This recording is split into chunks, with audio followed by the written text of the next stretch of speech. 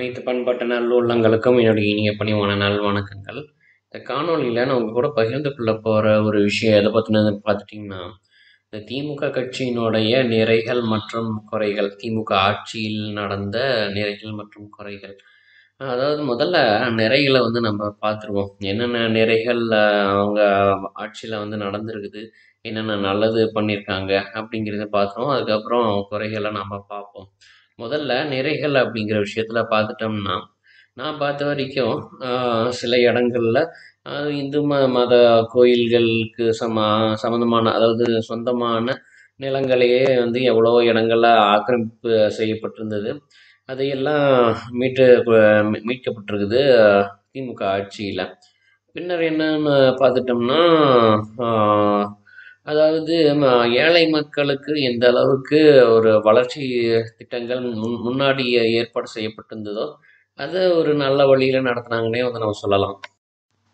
அதுல குறிப்பா பார்த்துட்டோம்னா, ஆ இந்த பெண்களுக்கு பேருந்துல பயணம் இலவசமா செய்யக்கூடிய ஒரு வசதி ஏற்படுத்தப்பட்டது. இதனால என்னாச்சுன்னு பார்த்துட்டீங்கன்னா, எங்கேயுமே பெண்கள் தேவையில்லாம அவ நிக்கணும், மாட்டிக்கணும், சிக்கிக்கணும், ஒரு சூழ்நிலையில ஆ கஷ்டப்படணும் அப்படிங்கிற ஒரு நிலை இல்லாம மாறியிருக்கு. அது ஒரு துளி அளவு ஒரு 1% இல்ல ஒரு 5% மாறியிருந்தாலும், அது கண்டிப்பா மக்களுக்கு அதுவும் திமுக ஆட்சியில வந்த ஒரு நலத்திட்டத்துல, அது ஒரு திட்டம் அப்படிங்கிறது பங்கு எடுத்திருக்குது. இல்லைன்னு நம்ப மறுக்க முடியாது. அடுத்தபடியா பார்த்துட்டோம்னா, இந்த 1100 நம்பர்ல நம்ம குடுக்குற புகார், கோரிக்கைகளுக்கு அ அ தமிழக அரசு சார்புல எடுக்கிற நடவடிக்கைகள்ல, அதுவும் ஸ்டாலின் தலைமையில அதாவது பெரிய அளவுல ஒரு முன்னேற்றம் இல்லைனாலும், இது ஓரளவுக்காகுது. அதுல நடவடிக்கைகள் எடுக்குறாங்க. அது இல்லைன்னு நம்ம சொல்ல முடியாது. அதுவுமே ஒரு நல்ல விஷயம் தான். அதுவும் அந்த ஒரு கோரிக்கைகள நிறைவேத்துற புகார்கள எடுத்துக்கிட்டு, அத சரி செய்யற ஒரு முறையுமே பார்த்துட்டோம்னா, திமுக ஆட்சியில நடக்கிற நிறைகள்ல ஒண்ணு. அதுக்கு அடுத்தபடியா நம்ம பார்த்துட்டோம்னா, அதாவது எந்த அதிமுக ஆட்சியிலேயே நடக்காத ஒரு விஷயம் திமுக ஆட்சியில நடந்தது. என்னன்னு பார்த்துட்டோம்னா, இந்த அதாவது ஆட் அ ஆளுங்கட்சிய சேர்ந்தவர்கள் ஏதாவது தவறு செஞ்சிருந்தாங்க. அமைச்சர்கள், இல்ல உறுப்பினர்கள், தொண்டர்கள் யாராவது தவறு செஞ்சிருக்காங்கன்னா, வேற அதிமுக கட்சி இருந்ததுன்னா, அவங்க ஆட்சியில இருக்கும்போது, அந்த கட்சி நபர் மேல, அமைச்சர் மேல எந்த நடவடிக்கையும் எடுக்க முடியாது. ஆனா, முன்பு இருந்த திமுக கட்சி அதோட ரொம்ப அதிபயங்கரமா இருந்தது. என்னன்னா, திமுக கட்சியில இருக்கிறவங்கலாம் யாராலையும் தொட முடியாது. அவங்க என்ன வேணாலும் தவறு செஞ்சுக்கலாம். என்ன பொறுக்கித்தனம் வேணாலும் பண்ணிக்கலாம். எங்க வேணாலும் போய் திருடிக்கலாம். அப்படிங்கிற மாதிரியான ஒரு சூழ்நிலை இருந்தது. ஆனா, இப்ப நடக்கிற ஸ்டாலின் தலைமையிலான ஆட்சியில திமுக கட்சியை சேர்ந்தவங்களா இருந்தாலும் ஊழல் பண்ணியிருக்கிறாங்க, தவறு செஞ்சிருக்காங்க அப்படின்னா, அவங்க மேல தாராளமா மத்திய அரசு நடவடிக்கைகள் எடுக்கலாம். அவங்கள பிடிச்சி ஜெயில்ல போடலாம். இந்த மாதிரி என்ன ஆகுதுன்னா, தவறு செய்பவர்கள் மீது நடவடிக்கை எடுக்கக்கூடிய ஒரு ஒரு அனுமதி, ஒரு என்னன்னா யாரு தவறு செஞ்சாலும் கண்டிப்பா இந்த ஸ்டாலினால தண்டிக்கப்படுவாங்க அப்படிங்கிற ஒரு பயம், ஒரு உள்ளுணர்வு இப்போதைக்கு விதைக்கப்பட்டு இருக்குது. அந்த விஷயம் பொறுத்த வரைக்கும் இது திமுகவுடைய நிறைகள் தான். அடுத்தபடியா நிறைகள்ல என்ன வருதுன்னா, என்ன ஒண்ணு வருதுன்னா, இந்த மரக்கன்று நடுதல் அப்படிங்கிறது தான். மரக்கன்று நடுதல்ங்கிறது நான் என்னுடைய பார்வையில நான் பார்த்த வரைக்கும் சில இடங்கள் எவ்வளோ இடங்கள்ல அவங்க மரக்கன்றுகள் நட்டிருக்காங்கன்னு தெரியாது. ஆனா, திமுக ஆதரவாளர்கள் மரக்கன்றுகள நட்டு வச்சு, அ கன்றுகள மரக்கன்றுகள வளர்த்து வராங்க. எப்படியும் ஒரு இன்னும் 5 வருடங்கள், 10 வருடங்கள்ல மரங்கள் நெறைய வந்து நம்ம சுற்றுப்புற சூழ்நிலை மேம்படுறதுக்கான வாய்ப்புகள் நிறையவே இருக்கு. இந்த விஷயம் பொறுத்தவரைக்கும், அது திமுக ஆட்சியில நடக்கக்கூடிய ஒரு நிறை என்று என்னோட தரப்புல நான் சொல்லுவேன். அடுத்தபடியா அடுத்த ஒரு பாயிண்ட், அடுத்த ஒரு புள்ளியில நான் என்ன சொல்லலாம்னு பார்த்துட்டோம்னா, எப்படி திமுக ஆட்சி, அதாவது திமுக கட்சி, அதுல ஸ்டாலின் அவர்கள் மட்டும்தான் ஒரு தனிநபரா கட்சியினோட வளர்ச்சிக்கும் மற்ற முன்னேற்ற நடவடிக்கைகளுக்கும் பாடுபடுறாரு. மற்ற அமைச்சர்கள், கட்சியில் இருக்கக்கூடியவர்கள் ஒத்துழைப்பு பார்த்துட்டோம்னா மிகவும் குறைவாக இருக்குது. ஏன்னா இது திமுக கட்சியினுடைய ஒரு பலவீனமான விஷயம். திமுக கட்சியில் இருக்கிறவங்க பெரும்பாலும் கொள்ளையடிக்கிறதுலேயே குறியாக இருக்கிறாங்க. கமிஷன் எப்படி அடிக்கலாம், எப்படி நம்ம கொடுத்த காசை எடுக்கிறது, இந்த மாதிரியான விஷயங்கள்ல தான் பெரும்பாலும் கவனம் போகுது. அப்படிப்பட்ட ஒரு நிலையில் அப்படிப்பட்ட ஒரு கட்சியை வச்சுட்டு இருந்தோம். தலைவராக இருக்கக்கூடிய ஸ்டாலின் மிகவும் கஷ்டப்படுறாரு. அவரால் முடிஞ்சது செய்கிறாரு. எவ்வளவு முன்னேற்ற ஏற்பாடுகளெல்லாம் செய்ய முடியுமோ அவ்வளவு முன்னேற்றங்களையும் நடத்திக்கிட்டு தான் வராரு. ஆனால் அவருடைய உழைப்பு, அவருடைய வேகம் போதாதுங்கிறது தான் என்னுடைய தனிப்பட்ட கருத்து. ஆனால் ஒத்துழைப்புகள் வேணும். திமுக கட்சினா திமுக கட்சியில் இருக்கிறவங்களுடைய ஒத்துழைப்பு இன்னும் பல மடங்கு அதிகரிக்க வேண்டியதாகவும் பெருக வேண்டியதாகவும் இருக்குது. இப்போ இருக்கிறது போதாதுங்கிறது தான் என்னுடைய பார்வை. நிறைகள் பொறுத்த வரைக்கும் இவ்வளவு தான். இதுக்கு மேலே நிறைகள் அப்படிங்கிறது என்னால் திமுக கட்சியில் பார்க்கவே முடியல. அடுத்தது நான் குறைகளுக்கு வரேன். குறைகள் என்னென்ன இருக்குதுன்னு பார்த்துக்கிட்டிங்கன்னா, இந்த திமுக ஆட்சி தொடங்கின 2021 மே மாதம் 7ஆம் தேதியோ என்னமோ, தேதி சரியாக எனக்கு ஞாபகம் இல்லை, இருந்தாலும் நான் குறிப்பிடுறேன்.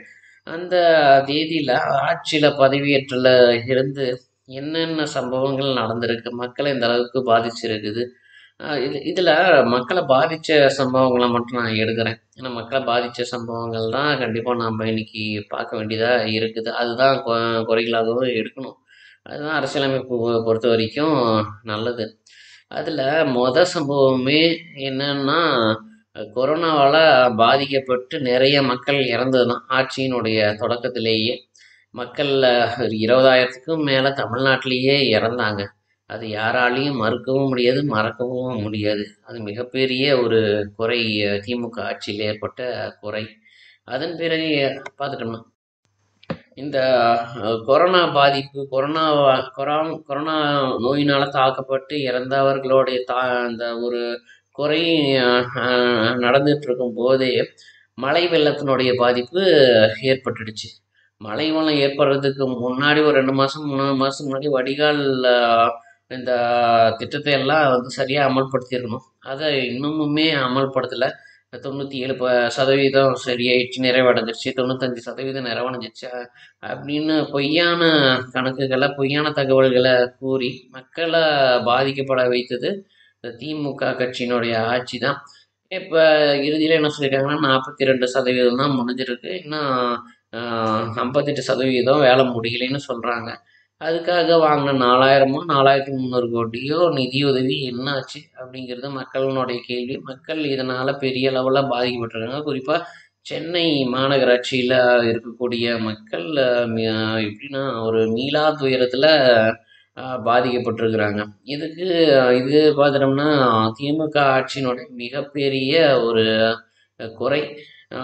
எனக்கு தெரிஞ்ச வரைக்கும் மக்கள் பாதிக்கப்பட்ட இதனுடைய அடிப்படையை வச்சு நான் சொல்கிறேன். ஆனால் இதில் இன்னும் என்னென்ன குறைகள் இருக்குதோ என்னுடைய காணொலியை பார்க்கக்கூடிய நபர்கள் நீங்களும் உங்களுடைய தனிப்பட்ட விதத்தில் இதை நீங்கள் தெரியப்படுத்தலாம். உங்களுடைய யூடியூப் சேனல் இருந்தாலும் நீங்கள் அதில் பதிவிடுங்க. கண்டிப்பாக நான் பார்க்குறேன். அடுத்த குறை என்னென்னு பார்த்துட்டிங்கன்னா, இந்த நம்ம அரசு பொது நல மருத்துவமனைகளில் மருந்துகளினுடைய கையிருப்பு குறைவாக போனது தான். ஏன்னா சிலன்னு சொல்ல முடியாது, பல அரசு மருத்துவமனைகளில் மருந்து தட்டுப்பாடு மிக பெரிய அளவில் இன்னமும் இருந்துகிட்டு தான் இருக்குது.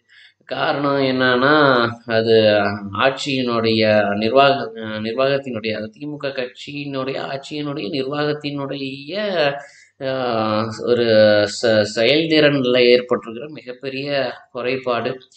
அது கண்டிப்பாக நிவர்த்தி பண்ணணும்.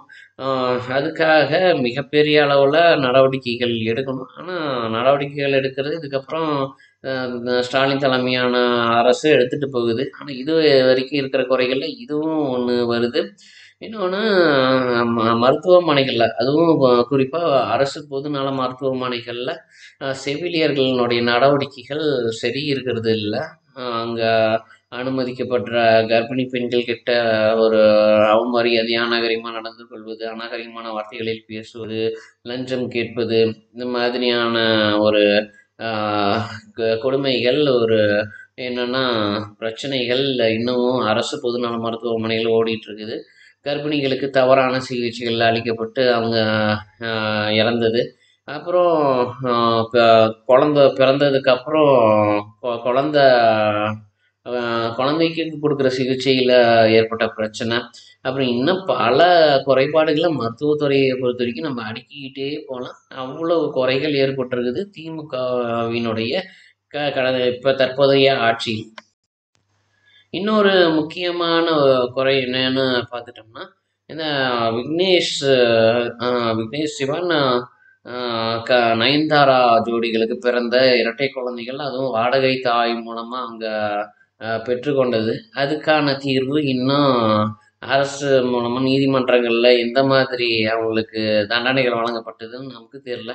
ஏன்னா இந்த விஷயம் இப்படியே விட்டோம்னா அது கண்டிப்பாக நாளைக்கு மக்களுக்கு வந்து ஒரு தவறான முன்னுதாரணமாக அமைந்து மற்ற மக்களினுடைய கலாச்சாரத்தையும் பழக்க வழக்கங்கள் அப்புறம் வாழ்க்கை முறைகளை கெடுத்து தவறான பாதைக்கு திருப்புவதற்கு காரணமாக அமைஞ்சிடும். இது திமுக ஆட்சியில் திமுக தலைவர் ஸ்டாலின், ஒரு அமைச்சர் உதயநிதி இவங்க செய்த மகா தவறு. நயன்தாராவை தண்டிக்காமல் விட்டது. கண்டிப்பாக அவங்க மேலே நடவடிக்கை எடுத்தே ஆகணும். ஏதாவது அரசியலமைப்பு, அதுவும் நம்ம இந்திய அரசியலமைப்போடைய சட்டத்திட்டத்தின்படி அவங்கள சிறைக்கு அனுப்புறதுனாலும் அனுப்பி தான் தீரணும். ஏன்னா அதில் எந்த விதமான பாகுபாடையும் காமிக்கக்கூடாது. அவங்க சமூகத்துக்கு என்ன நலன்களை செய்திருந்தாலும், என்ன சேவைகளை செய்திருந்தாலும், என்ன நன்கொடைகளை கொடுத்திருந்தாலும், எவ்வளோ பெரிய நட்சத்திரமாக இருந்தாலும் அவங்க சட்டத்தை மீறினது குற்றமே.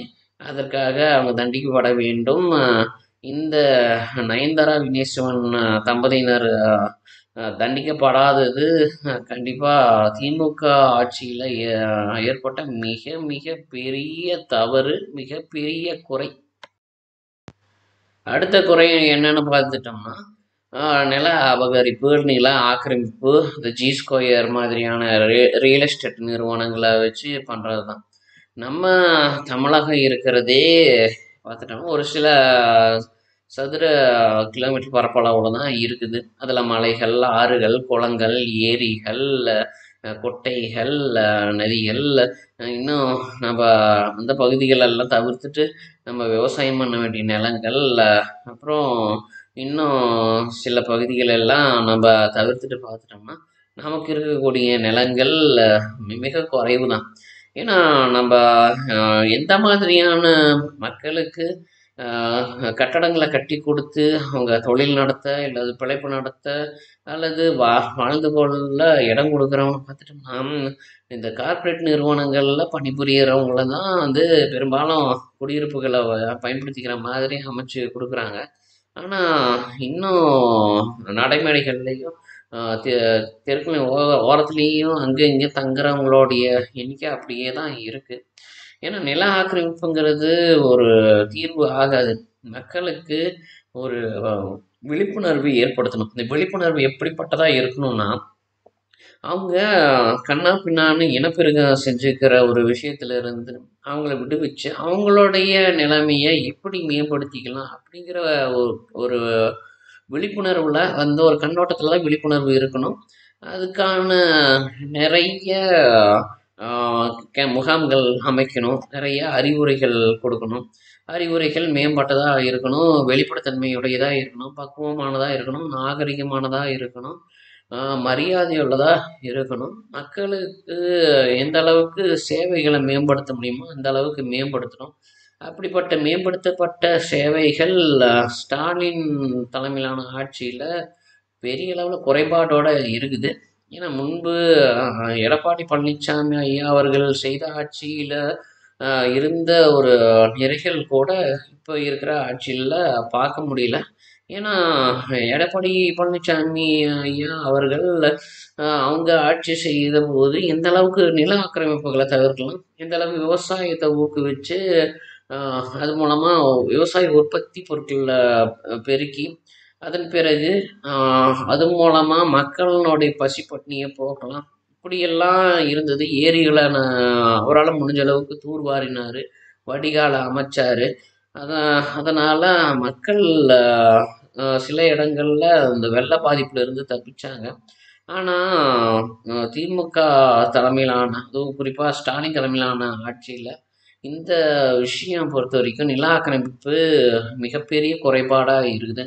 அந்த குறைபாடை சரி செஞ்சாகணும். நில ஆக்கிரமிப்புகளை தவிர்த்துட்டு மக்களுக்கு வேலை வாய்ப்புகளை கொடுக்கணும். வேலை வாய்ப்புகளை அதிகம் பண்ணுனாவே கண்டிப்பாக மக்கள் தங்களுடைய வேலைகளை பெருக்கிக்கிட்டு இந்த குடிபோதை இந்த மாதிரியான விஷயங்களில் கவனம் செலுத்துறதுலேருந்து தங்களுடைய கவனத்தை திசை திருப்பி நல்லா உழைக்கிற விஷயத்தில் பாடுபடுவாங்க. குறிப்பாக இந்த விவசாய விஷயத்தில் பாடுபடுவாங்க.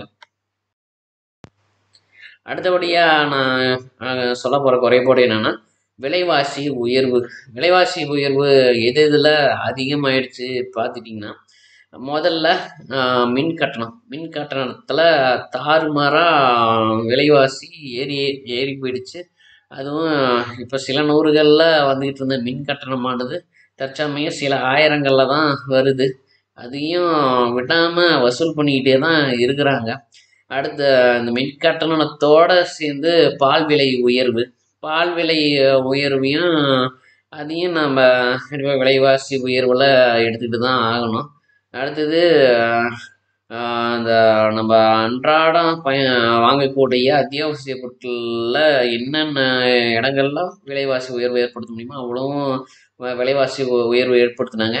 அடுத்தபடியாக இந்த கட்டுமான பொருட்களினுடைய விலைவாசி உயர்வு, இதில் சொத்து வரியை 150% உயர்த்தியது. இந்த மாதிரி ஏகப்பட்ட விஷயங்களை அடுக்கிக்கிட்டே போகலாம் நம்ம ஸ்டாலின் தலைமையிலான ஆட்சியின் மீது.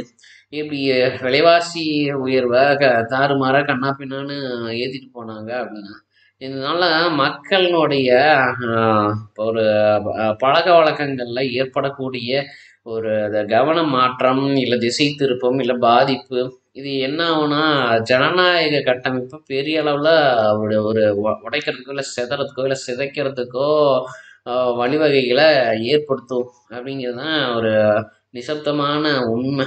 ஆனால் இதெல்லாம் அது ஸ்டாலின் அவர்கள் நினச்சி பார்த்தாரா என்னமோ தெரியல. அவர் பாட்டுக்கு ஏதேதோ இதில் விலைவாசிலாம் ஏற்றி விட்டார். ஆனால் காரணம் யாரை காமிக்கிறாங்கன்னு பார்த்துட்டோம்னா பிரதமர் மோடியை காமிக்கிறாரு. சம்மந்தம் இல்லாமல் மோடியை எதுக்கெடுத்தாலும் காரணம் காமிக்கிறது ஒரு ஸ்டாலின் தலைமையிலான ஆட்சியின் மேலே இருக்கிற மிக மிக மிக மிகப்பெரிய ஒரு குறை, அவருடைய குற்றம். ஏன்னா நிர்வாக திறமையின்மையினால் அவர் செய்கிற தவறுகளுக்கு, அவர் ஏற்படுத்துகிற கஷ்டங்களுக்கு அவர் எப்படி பிரதமர் பொறுப்பாக முடியும்? மத்திய அரசுலேருந்து நிதி வேணுங்கிற அளவுக்கு கொடுத்துக்கிட்டு தான் இருக்கிறாங்க. இருந்தாலும் மத்திய அரசு மேலே குறை கூறுறது தவறு. விலைவாசி உயர்வை இந்த அளவுக்கு கொண்டு வந்தது மிக தவறு. ஏன்னா இதுக்கப்புறம் நமக்கு தமிழ்நாட்டில் வாழ்கிறதும் வெளிநாட்டில் வாழ்கிறதும் ஒன்று அப்படிங்கிற மாதிரி ஆயிடும். அப்படி ஆயிடுச்சுன்னா இங்கே தமிழ்நாட்டில் இருந்து யாரும் உழைக்க மாட்டாங்க, வெளிநாடுகளுக்கு போய் தான் உழைப்பாங்க. இப்படி வெளிநாடுகளுக்கு போய் உழைக்கும் போது அவங்களுடைய பொருளாதாரம் தான் பெருகும், நம்மளுடைய பொருளாதாரம் தொடர்ந்து கேள்விக்குறியாகவே இருக்கும். இங்கே இருக்கக்கூடிய முன்னேறாத மக்களினுடைய உழைப்பு, உடல் உழைப்பு, அவங்களுடைய ஒரு தொடக்கம், உழைப்பதற்கான தொடக்கம், இதுக்கெல்லாம் என்ன பண்ணியிருக்கிறாரு? எவ்வளவோ நலத்திட்டங்கள்லாம் என்னுடைய தரப்புலையும் காணொலிகள்லாம் எல்லாம் சொல்லியிருக்கிறேன். அதில் எத்தனை நிறைவேற்றம் செஞ்சுருக்கிறாரு? இதெல்லாம் பார்த்துட்டோம்னா மிக மிக மிக மோசமான ஒரு குறையாக ஸ்டாலினுடைய ஆட்சியில் இருக்குது. அதன் பிறகு இப்போ சமீபமாக ஏற்பட்ட கிளாம்பாக்கம் பேருந்து நிலையத்தினுடைய குறைபாடு தான். கிளாம்பாக்கம் பேருந்து நிலையம் யார் அதை கட்டிட்டு வந்தது? அது அடுத்தது யார் அதை முடிச்சு வச்சது? ஏறக்குறைய 70% அதிமுக ஆட்சியில் முடிச்சு வச்சுட்டாங்க. அதுவும் நல்ல ஒரு திறம்பட முடிச்சிருக்கிறாங்க. இருக்கிற 30% முடிச்சுட்டு அடுத்தது அதனுடைய செயல்பாட்டை தொடங்கி வைக்கிறதுல இவ்வளவு பிரச்சனைகளா அப்படிங்கிறது தான் நம்முடைய கேள்வியாக இருக்குது. ஏன்னா எந்த ஒரு விஷயத்தை எடுத்துட்டாலும் கலைஞர் கருணாநிதி கலைஞர் கருணாநிதி கலைஞர் கருணாநிதினு கொண்டு போய் லேபிளை ஒட்டிக்கிட்டு இருக்கிறாரு ஸ்டாலின் அவர்கள். ஏன் கருணாநிதியோட பெயர் இல்லாமல் உங்கள் பெயரில் எதுவும் செய்ய முடியாதா? உங்களுக்கு அந்த ஆட்சி திறமை இல்லையா? கருணாநிதியோடைய பெயரை வச்சுட்டு என்னதான் பண்ணிக்கிட்டு இருக்கிறீங்க? அந்த பெயரை கொண்டு போய் ஒட்டிட்டா, அந்த லேபிளை ஒட்டிட்டா, அதுக்கப்புறம் அதை மாற்ற முடியாது. அது அப்படியே இருக்கும். கருணாநிதி ஆட்சியில் இது நடந்தது, திமுக ஆட்சியில் அது நடந்தது, நாங்கள் அதை சாதித்தோம் இதை சாதிச்சோன்னு சும்மா வெறும் வாயில் ஆய்ச்சாவடா விட்டுக்கிட்டு இந்த மாதிரியான வேலைகளை பண்ணிகிட்டு இருப்பீங்களா அப்படிங்கிறது தான் என்னுடைய தரப்பிலான ஒரு குறை. ஏன்னா சும்மா போய் கலைஞர் கருணாநிதினு அந்த இதில் பேர் ஒட்டி வச்சா மட்டும் போதுமா? அதுக்கப்புறம் அதில் ஏற்படக்கூடிய எதிர்கால சிக்கல்களை முன்கூட்டியே யோசிக்க வேண்டாமா? அதெல்லாம் கொஞ்சம் பகுத்தாய்வு பண்ண வேண்டாமா? பகுத்தறிவுங்கிறதே உங்களுக்கு இல்லையா அப்படிங்கிறத நான் கேட்பேன். ஏன்னா இது நான் கேட்கறது பொதுமக்கள்கிட்ட இருந்து வந்த ஒரு பின்னோட்டத்தினுடைய அடிப்படையில் கேட்கறது தான். பொதுமக்கள் அந்த அளவுக்கு அந்த பேருந்து நிலையத்தினுடைய சேவையின் அதாவது சேவை குறைபாடுனால பாதிக்கப்பட்டிருக்கிறாங்க. இது பாதிக்கப்பட்டவங்கள மனசு எப்படி இருக்கும்? இன்னும் அடுக்கிக்கிட்டே போகலாம் அதில் ஏற்பட்ட குறைபாட்டினுடைய ஒரு தீவிரத்தை. முதல்ல ஏதாவது ஒரு இதுவாக யோசிக்கணும். ஒரு தலைமையில் இருக்கக்கூடிய ஒரு நபராக யோசிக்கணும். ஒரு குடிசையில் இருந்துக்கிட்டு சாப்பாட்டுக்கும் இதுக்கும் கஷ்டப்படுற ஒரு நபர் அவனுக்கு திடீர்னு பணம் கிடைச்சா எவ்வளோ நல்லா இருக்குங்கிற ஒரு சிந்தனையில் இருக்கிற மாதிரி யோசிக்கக்கூடாது. ஒரு நம்ம ஒரு பதவியில் இருக்கிறோம். நம்ம நிறையா நம்மக்கிட்ட அதிகாரங்கள் கொடுக்கப்பட்டிருக்குது. அது இன்னும் எப்படி மேம்பட்ட முறையில் நம்ம செய்யலாம்? நாளுக்கு நாள் நம்ம எப்படி மேம்படலாம்? எதிர்காலத்தில் நம்ம மேலே குறை சொல்லாமல் எந்த அளவுக்கு முன்கூட்டியே நம்ம சுதாரித்து கொண்டு ஒரு தெளிவோட ஆட்சி செய்யலாம் அப்படிங்கிற ஒரு எண்ணம், சிந்தனை, ஒரு கருத்துகள் இதெல்லாம் மூளையில் வரணும். ஒவ்வொருத்தராக சொல்லி தான் ஆட்சி பண்ணி அதை பின்னூட்டத்தை எடுத்து இப்போ தன்னை பக்குவப்படுத்திக்கிறதெல்லாம் ஒரு ஆம்ப்ளிஃபயருங்கிற ஒரு சர்க்கியூட், ஒரு டிவைஸ்னு சொல்கிற ஒரு மின்னணு பொருளே பண்ணிட்டு போயிடும். நீங்கள் அதை பண்ணணுங்கிற அவசியம் இல்லை. ஒரு மனுஷனாக போய் உட்காந்து ஒரு தலைமையில் உட்காந்து ஆட்சி செய்கிறீங்கன்னா ஒரு குறையில்லாத ஆட்சியை கொடுக்கணுன்னு தான் மக்கள் எல்லாம் விரும்புவாங்க. நாங்கள் நல்லா ஆட்சி பண்ணுவோம், நல்லது செய்வோம், நாங்கள் கண்டிப்பாக பண்ணுவோம் அப்படின்னு மண்டையே ஆட்டிக்கிட்டு கெஞ்சி கூத்தாடி ஓட்டுக்கு வாங்கினதுக்கெல்லாம் பார்த்துட்டோம்னா நீங்கள் எவ்வளவோ அதை கேட்காமலே பண்ணியிருந்துருக்கணும். ஆனால் நிறைய கோரிக்கைகளையும் புகார்களையும் மக்கள்கிட்ட இருந்து வரவழைக்க வச்சு நீங்கள் அது மூலமாக இன்னும் ஆட்சி நடத்திட்டு இருக்கிறீங்க. இது புகார்களையும் கோரிக்கைகளையும் நடத்துறது நீங்கள் சிந்தித்து செயல்படுற ஆட்சிக்கு அப்பாற்பட்ட விஷயம் ஏதாவது இருந்ததுன்னா புகார்கள்லையும் கோரிக்கைகள்லையும் கேட்டு தெரிஞ்சுக்கிட்டு அதன்படி ஆட்சியில் மாற்றத்தை ஏற்படுத்தலாம். எதுக்கு எடுத்தாலும் புகார்கள், கோரிக்கைகள், அப்புறம் ஒரு புதுவிதமான யோசனைகள் இதெல்லாம் மக்கள்கிட்ட இருந்தே வரணும்.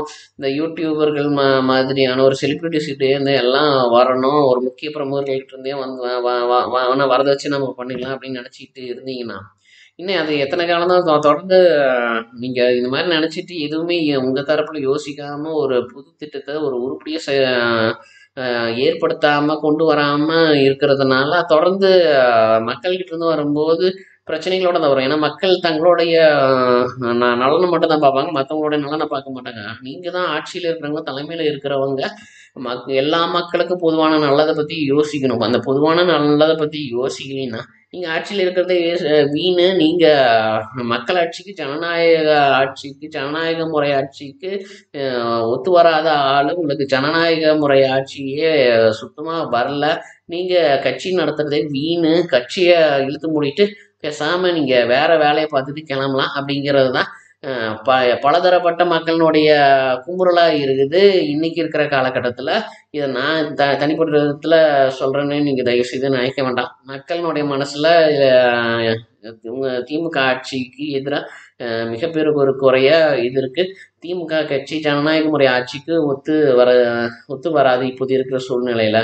அது இன்னும் பல கோணங்களில் நிறைய பக்குவப்படணும். அப்படிங்கிறது தான் மக்களினுடைய ஒரு குமுறலாக இருக்குது. அடுத்த ஒரு குறைன்னு என்னன்னு சொல்ல வரேன்னா, அதாவது போன வருடம் பொங்கல் பரிசு பொருட்கள் வழங்கின ஒரு திட்டத்தில் ஏற்பட்ட ஒரு மிகப்பெரிய குறை தான். அதில் என்ன பண்ணியிருக்கீங்க, திமுக தலைமையிலான ஆட்சியில் என்ன செஞ்சுருக்கீங்கன்னா, அதாவது உருகி போன வெல்லம், பள்ளி விழுந்த புளி, இந்த மாதிரியான பொருட்களை கொடுத்துருக்குறீங்க. கொடுத்துட்டு அதை திருப்பி கொடுத்து வேற பொருள் வாங்கிக்கலான்னு வந்தவரை நீ எப்படி எங்கள் ஆட்சி மேலே குறை சொல்லலாம் அப்படின்னு அவர் மேலே பொய் வழக்கு போட்டு சிறையில் தூக்கி போட்டு சிறையில் அவரை பிடிச்சு போட்டு அவர் மேலே இது ஒரு பொய்யான வழக்கை தொடுத்து அப்புறம் அந்த சிறைக்கு சென்றவருடைய மகன் இந்த ஒரு மன உடைச்சல் தாங்காமல் தற்கொலை பண்ணிக்கிட்டு தீக்குளிச்சிட்டு, இது எவ்வளோ பெரிய ஒரு ஆட்சி குறைபாடு. உங்களுடைய ஆட்சியில் யாராவது ஒருத்தர் தற்கொலை பண்ணிக்கிட்டா நீங்கள் என்ன நினைப்பீங்க, என்ன பண்ணுவீங்க சொல்லுங்கள் பார்க்கலாம். நானாக இருந்தேன்னா நான் ஏதாவது ஒரு மத்திய அரசனுடைய ஆட்சியில் ஒரு பிரதமராகவோ இல்லை ஒரு குடியரசுத் தலைவராக இருந்தால் நான் என்ன பண்ணுவேன்னா, வேலையாக திமுகவனுடைய ஆட்சியை கலைச்சிட்டு கவர்னர் ஆட்சியை கொண்டு வருவேன். அப்படி இல்லைன்னா முன்பு எந்த கட்சி ஆட்சி பண்ணிகிட்டு இருந்ததோ அதை தான் உட்கார வைப்பேன். ஒருத்தன் ஒரு குடிமகன் இல்லை ஒரு ஜனநாயக ஆட்சி முறைக்கு ஒத்துழைப்பு கொடுத்துக்கிட்டு இருக்கிற ஒரு தனி நபர் தான் தீக்குளிச்சுக்கிறாரு, ஆட்சி சரியில்லைன்னு தீக்குளிச்சுக்கிறாருன்னா அது எந்த மாதிரியான ஒரு விஷயமா நம்ம பார்க்கணும்? அதை மத்திய அரசும் பார்க்கல, குறிப்பாக இதில் முக்கிய பங்கெடுக்க வேண்டிய திமுக தலைவர் ஸ்டாலினும் கண்டுக்கல. பொய் வழக்கு நீங்கள் போட்டு இப்போ பொய் வழக்கு தொடுக்கிறதுல நீங்கள் கில்லாடிகளுக்கெல்லாம் ஒரு கில்லாடி. அந்த அளவுக்கு பொய் வழக்குகளை சும்மா சரமாரியாக போட்டு அடுக்கிட்டே போகிறீங்க. அதுவும் சமீபமாக பார்த்தோம்னா ஒரு 7 விவசாயிகள் மேலே பொய் வழக்குகளை போட்டிருக்கிறீங்க, குன்ற சட்டம்னு சொல்லிட்டு. இந்த மாதிரி வழக்குகளை பொய் வழக்காக தொடுக்கணும்னு தான் அரசியலமைப்பில் சொல்லியிருக்கேன். சரியான ஒரு வழக்கை ஆராய்ந்து பார்த்து அதை செலுத்த மாட்டீங்களா? இது ஒரு குறை. ஏன்னா பொய் வழக்குங்கிறது எந்த அளவுக்கு மக்களினுடைய மனசை பாதிக்குங்கிறது எல்லாருக்கும் தெரிஞ்ச விஷயம். பொய் வழக்கை போட்டு ஒருத்தரை உள்ள தள்ளிட்டீங்க. பொய் வழக்குங்கிறதே ஜனநாயக ஆட்சி முறைக்கு விரோதமானது தான்.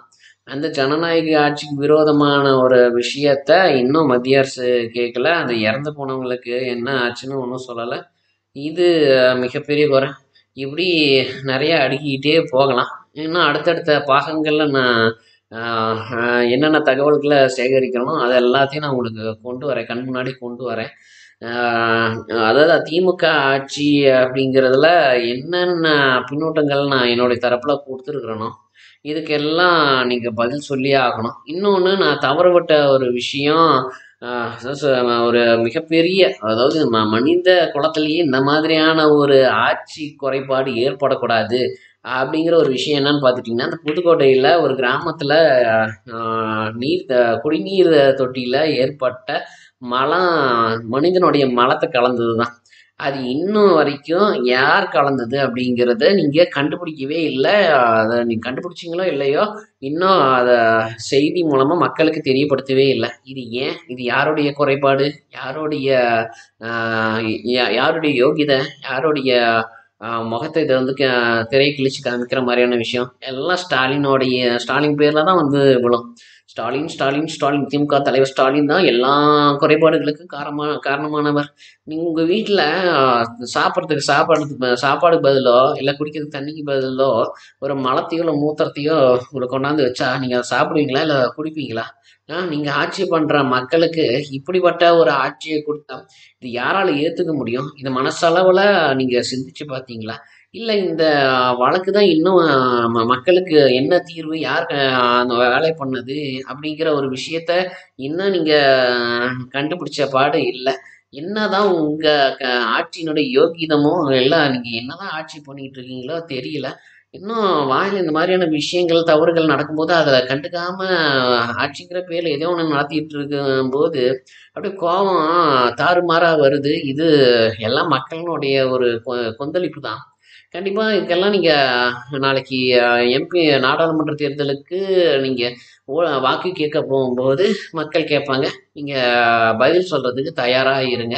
இன்னும் உங்களுடைய நிறைகள் மற்றும் குறைகளோட அடுத்தடுத்த காணொலியில் சந்திக்கிறேன். என்னுடைய இந்த காணொலியை நீங்கள் யார் யாருக்கெல்லாம் பகிர முடியுமோ அத்தனை பேர்த்துக்கும் பகிருங்க. ஸோ என்னுடைய காணொலியில் சப்ஸ்கிரைபராக இன்னும் ஆகலைன்னா சப்ஸ்கிரைபராக இருக்கவங்க இன்னும் உங்களால் நிறையா வீடியோக்களை என்னுடைய யூடியூப் சேனலில் பார்க்க முடியும்.